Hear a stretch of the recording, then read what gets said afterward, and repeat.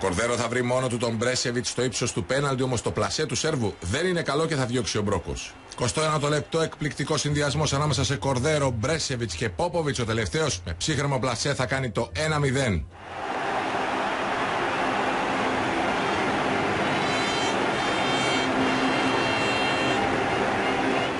34ο λεπτό, κεφαλιά του Ντακόλ για τον Μπρέσεβιτς. Ο Σέρβος θα περάσει στο σπριντ τον τελευταίο αμυντικό, όμως θα καθυστερήσει και ο Μπρόκος βγήκε και εμπλόκαρε την μπάλα. Εκτέλεση φάουλ του Πόποβιτς με τον Μπρόκο να πέφτει στη γωνία του και να διώχνει με δυσκολία. 61ο λεπτό, ο Πόποβιτς με εκτέλεση φάουλ και αφού πρώτα η μπάλα έχει βρει και στο τείχος, πετυχαίνει το 2-0 για την ΑΕΚ. Και ο πρωτότυπος πανηγυρισμός του σκόρερ. Πολύ δυνατό το σουτ του Πόποβιτς, δεν μπόρεσε να αντιδράσει ο τερματοφύλακας των κριτικών.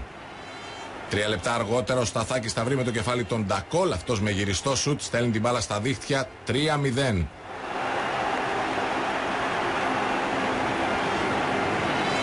Άλλο ένα πολύ ωραίο γκολ για την Ένωση. 10 λεπτά πριν το τέλος ο Γκέκας βγάζει σέντρα από τα δεξιά. Η μπάλα περνάει από όλους, όμως ο Πηγιάκης δεν βρίσκει στόχο. Προς το τέλος της αναμέτρησης ο Μπρέσεβιτς υπέροχη ασίστ στον Ντακόλ. Αυτό σουτάρει από το ύψος του πέναλτι και ο Μπρόκος διώχνει δύσκολα. Το πιο σημαντικό ήταν